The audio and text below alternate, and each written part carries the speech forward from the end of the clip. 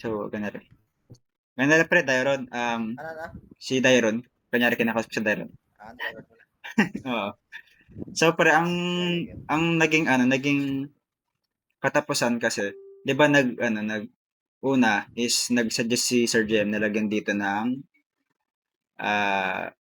tawag dito, ng roof para hindi siya pasukan ng tubig. So, nilagyan ko siya ng roof na ganyan.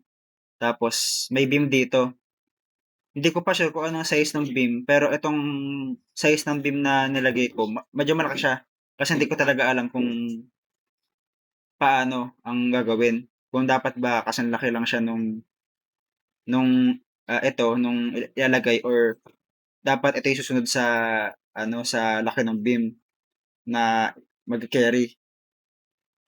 Tapos, ang sunod ay pangalawa, i- itong wall na to, itong baba at saka taas, concrete na yan. Tas ito ay beam na talaga na concrete din. Hindi na tayo magi-steel metal panel, 'no. Ang steel lang dito is ito, yung louver. Tapos, ang susunod na pagbabago is ito, nagkaroon tayo dito ng beam na rin.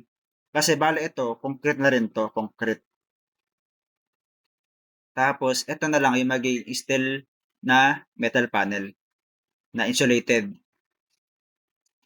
Pero hindi ko lang alam kasi maganda rin sana kung magiging rin 'to, insulated na concrete.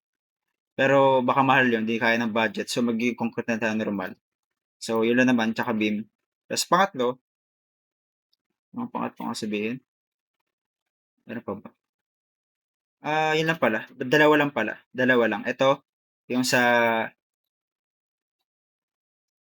bubong, tapos yung pangalawa is itong, concrete na yung wall na 'to, concrete na. So, 'pag nag-loading siya, concrete na siya. Plus itong steel na lower. Tapos plus itong, ah, canopy. Tapos, ang pangatlo nating nadagdag is ito, concrete na 'tong wall na 'to. Ta's naglagay ako ng beam dito na concrete. Tapos ito na lang yung steel metal panel. So, yun lang naman ang nabago. So, yun pa pala isa, ang initial ko ditong size ng column is 400. 400 by 400. Tapos sa kabila ay alam ko ay 300 by 300.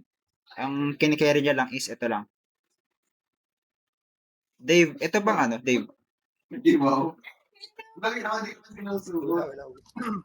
Tingin mo, ito bang, Hindi ka naka-share screen. Kadiri. ay hindi ba?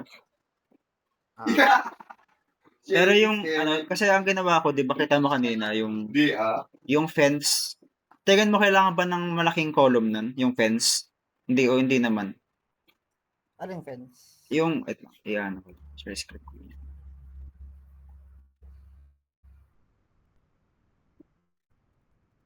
Kita mo na.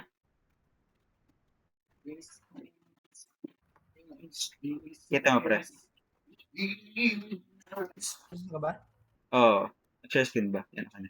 Wait lang. Ito na. Tapos, yan. Ito ba ay i-analyze pa sa style para malaman safe? Or hindi Hindi. na?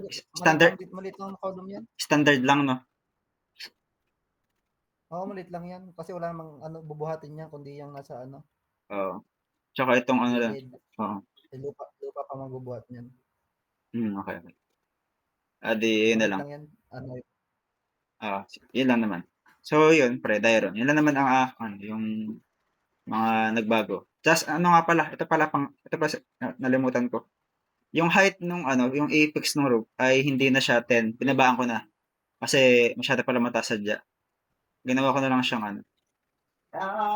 9 meters ang pinaka, dito from inside.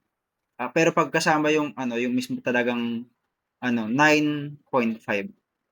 Pero mula dito sa bottom chord is siya, 9 lang siya.